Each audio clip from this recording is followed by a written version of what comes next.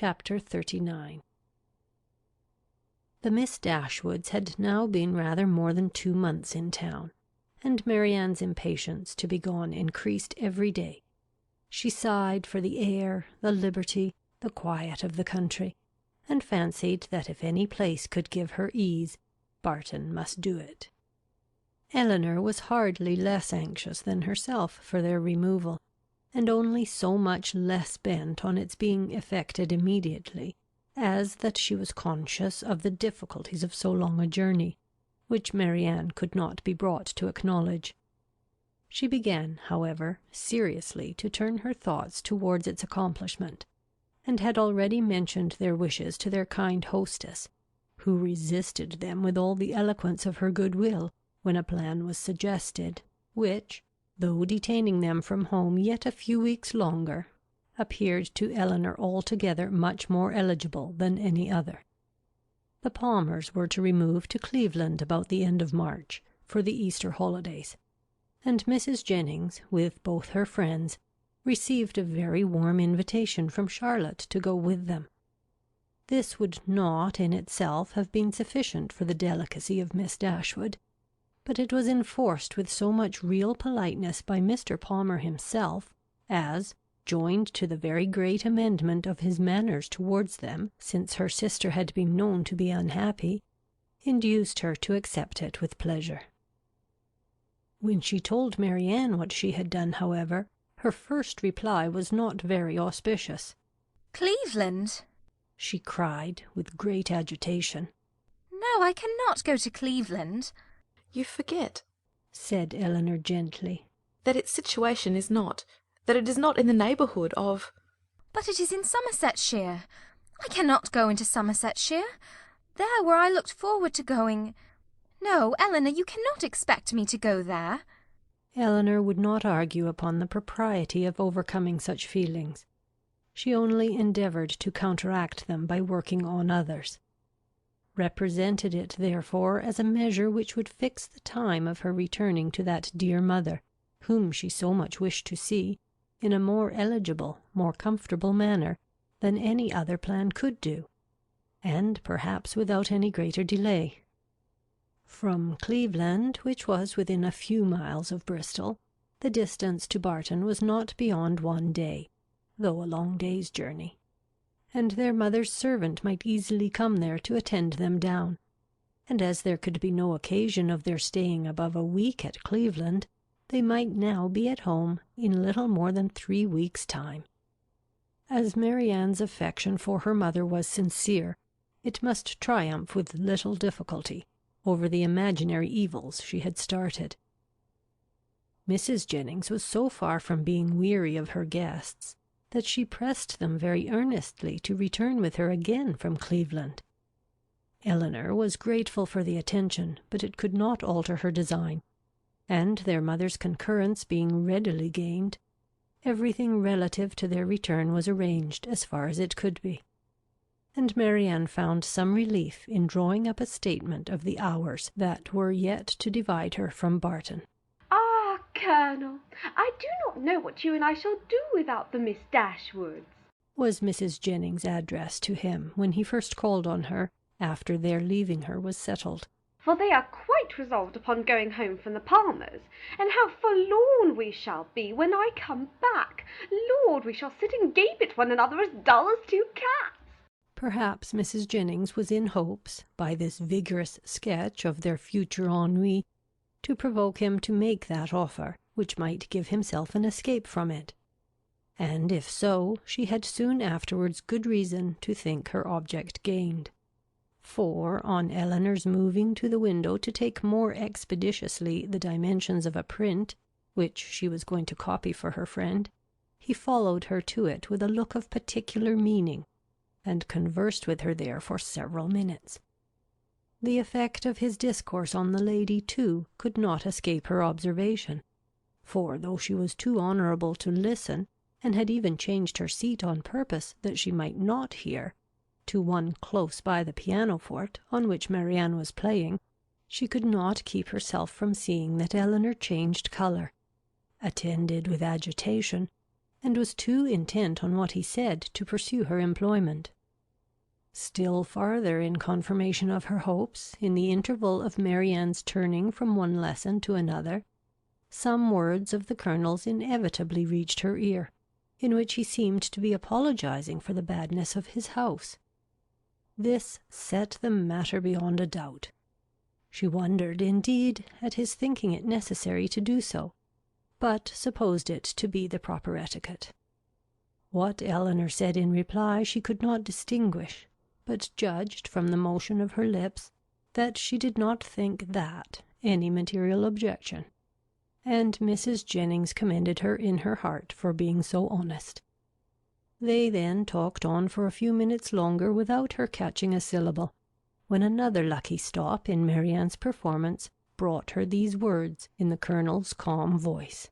"At least, I am afraid it cannot take place very soon." Astonished and shocked at so unlover-like a speech, she was almost ready to cry out, "Lord, what should hinder it?" but, checking her desire, confined herself to this silent ejaculation.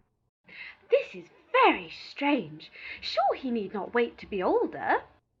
This delay on the Colonel's side, however, did not seem to offend or mortify his fair companion in the least, for on their breaking up the conference soon afterwards, and moving different ways, Mrs. Jennings very plainly heard Elinor say, and with a voice which showed her to feel what she said, "I shall always think myself very much obliged to you." Mrs. Jennings was delighted with her gratitude, and only wondered that, after hearing such a sentence, the Colonel should be able to take leave of them, as he immediately did, with the utmost sang-froid, and go away without making her any reply. She had not thought her old friend could have made so indifferent a suitor. What had really passed between them was to this effect. "I have heard," said he, with great compassion, "of the injustice your friend Mr. Ferrars has suffered from his family. For if I understand the matter right, he has been entirely cast off by them for persevering in his engagement with a very deserving young woman. Have I been rightly informed? Is it so?" Elinor told him that it was. "The cruelty, the impolitic cruelty," he replied with great feeling, "of dividing, or attempting to divide, two young people long attached to each other is terrible. Mrs. Ferrars does not know what she may be doing, what she may drive her son to. I have seen Mr. Ferrars 2 or 3 times in Harley Street, and am much pleased with him. He is not a young man with whom one can be intimately acquainted in a short time, but I have seen enough of him to wish him well for his own sake, and as a friend of yours I wish it still more. I understand that he intends to take orders. Will you be so good as to tell him that the living of Delaford, now just vacant, as I am informed by this day's post, is his, if he think it worth his acceptance, but that perhaps, so unfortunately circumstanced as he is now, it may be nonsense to appear to doubt. I only wish it were more valuable. It is a rectory, but a small one. The late incumbent, I believe, did not make more than £200 per annum, and though it is certainly capable of improvement, I fear not to such an amount as to afford him a very comfortable income. Such as it is, however, my pleasure in presenting him to it will be very great. Pray assure him of it." Elinor's astonishment at this commission could hardly have been greater, had the Colonel been really making her an offer of his hand. The preferment, which only 2 days before she had considered as hopeless for Edward, was already provided to enable him to marry, and she, of all people in the world, was fixed on to bestow it. Her emotion was such as Mrs. Jennings had attributed to a very different cause, but whatever minor feelings, less pure, less pleasing, might have a share in that emotion, her esteem for the general benevolence, and her gratitude for the particular friendship which together prompted Colonel Brandon to this act, were strongly felt and warmly expressed.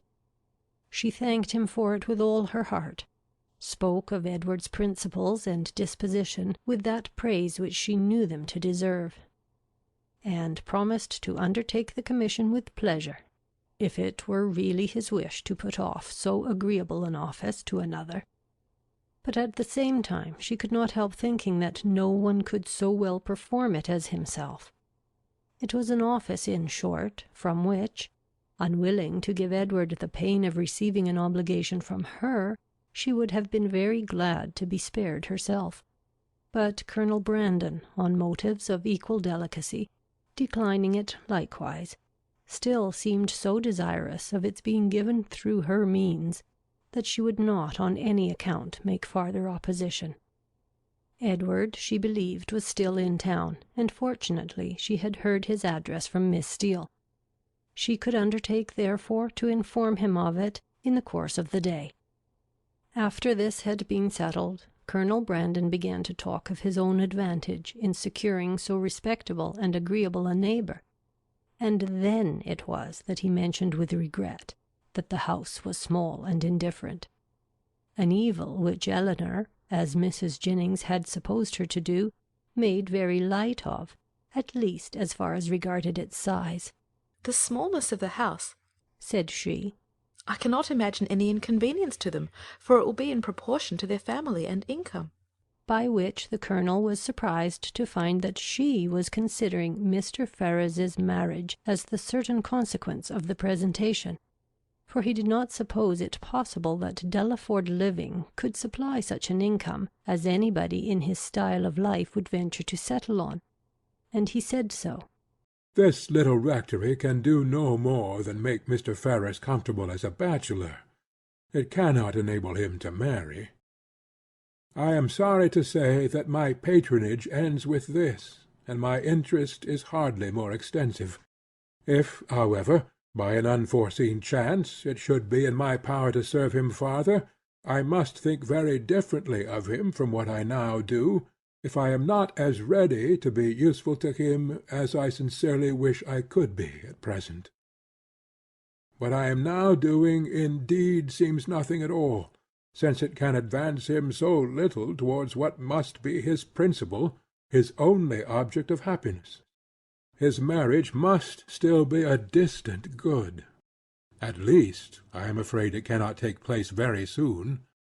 Such was the sentence which, when misunderstood, so justly offended the delicate feelings of Mrs. Jennings. But after this narration of what really passed between Colonel Brandon and Elinor, while they stood at the window, the gratitude expressed by the latter on their parting may perhaps appear in general not less reasonably excited, nor less properly worded than if it had arisen from an offer of marriage.